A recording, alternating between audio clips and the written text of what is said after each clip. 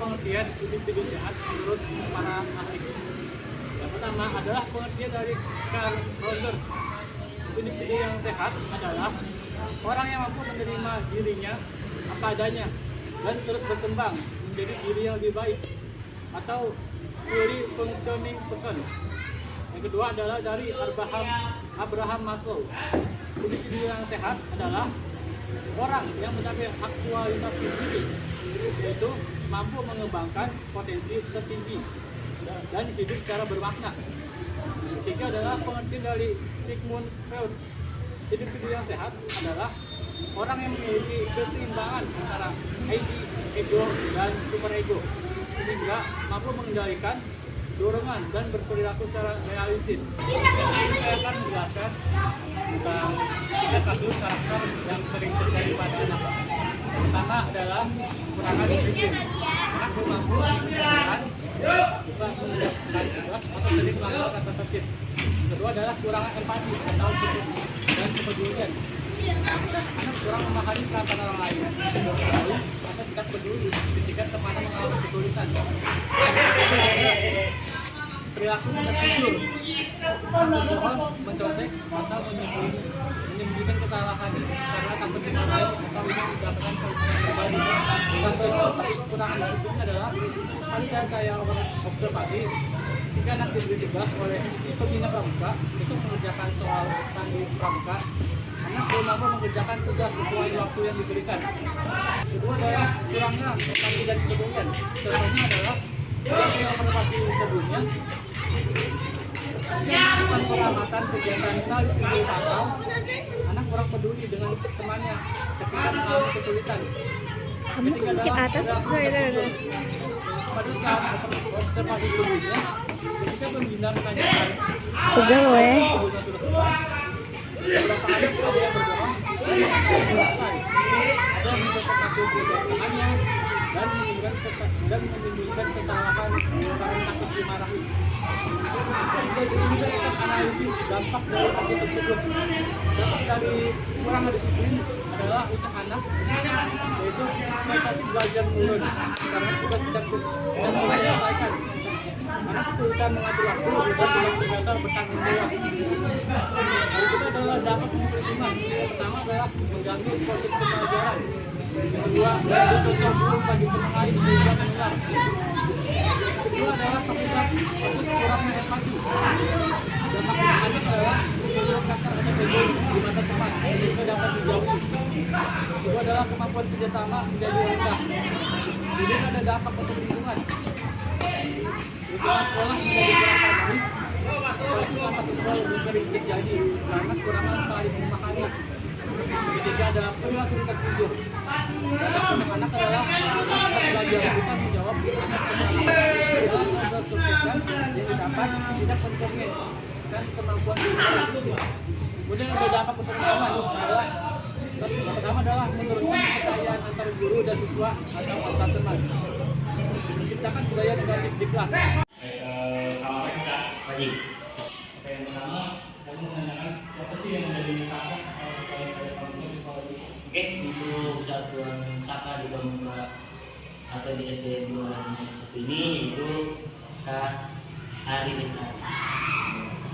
Kalau gitu tuh siapa? Nah, untuk kuliahnya itu Kak Sri Mumo. Kalau ada satuan pas dengan penggalang itu namanya? Oke, untuk satuan pramuka penggalang kita itu namanya Karasat Pramuka yang di 2001. Kalau di sini dewan satuannya siapa? Untuk dewan satuannya ini itu dari Pindro Wapindronya. Untuk Pindronya itu bernama Audi, Eksa, Bintang, dan lain. Kalau tadi ada majelis pembimbingnya siapa? Untuk majelis pembimbingnya itu pasangan. Baik Kak, terima kasih jawabannya Kak. Selamat pagi Kak. Pagi. Sampai dengan sekarang kan, di sini kita akan belajar dan pertama-tama selesai dulu ya, baru habis itu lanjut kalian, oke? Ya. Oke, kita mulai kita lihat.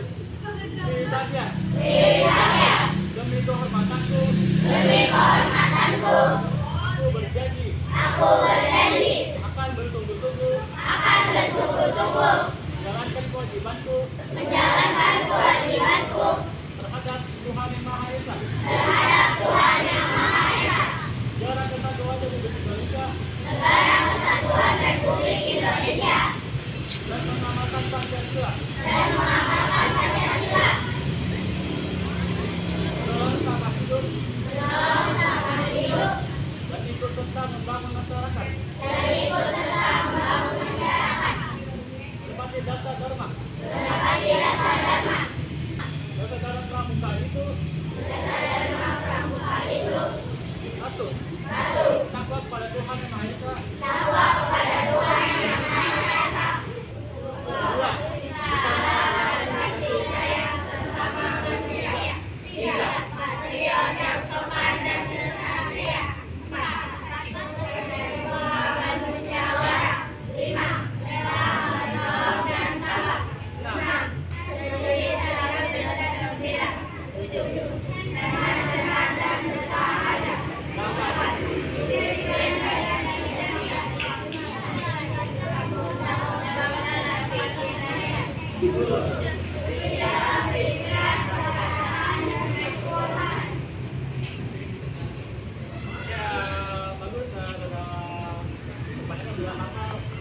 Apabila saya akan melakukan pembelajaran dalam rangka pengembangan dan penguatan karakter siswa, pendekatan pembelajaran yang saya pilih adalah pendekatan learning by doing. Pendekatan ini saya pilih karena menekankan pada pembelajaran melalui pengalaman langsung, di mana siswa tidak hanya menerima teori, tetapi juga aktif melakukan, merasakan, dan merefleksikan kegiatan belajar melalui aktivitas nyata seperti kerja kelompok, mulai sosial, eksperimen, atau permainan edukatif. Siswa belajar menerapkan nilai-nilai karakter seperti tanggung jawab, kerjasama, disiplin, dan kejujuran dalam situasi konkret. Oke, selanjutnya dalam pembelajaran di kelas, upaya yang dapat saya lakukan untuk menanamkan nilai anti korupsi kepada siswa dengan cara yang pertama, saya akan memberikan contoh keteladanan nyata kepada siswa. Sebagai calon guru, saya akan berusaha menunjukkan sikap jujur, adil, dan konsisten, misalnya dalam penilaian tugas atau ujian, serta menanamkan sifat kepada siswa seperti tanggung jawab dan disiplin. Yang kedua, saya akan menggunakan metode pembelajaran berbasis nilai atau value-based learning melalui diskusi kasus sederhana, simulasi, atau permainan peran. Siswa dapat belajar membedakan perilaku jujur dan tidak jujur, serta memahami dampak negatif korupsi. Yang ketiga, saya akan membiasakan perilaku jujur di kelas. Misalnya, membiasakan siswa mengembalikan barang yang bukan miliknya, tidak mencetek saat ujian, dan menghargai hasil kerja sendiri. Yang selanjutnya, berdasarkan pengamatan yang saya lakukan, nilai karakter yang saat ini menjadi trending topik dan perlu mendapat perhatian adalah disiplin dan tanggung jawab. Nilai-nilai ini perlu diperhatikan karena beberapa alasan berikut.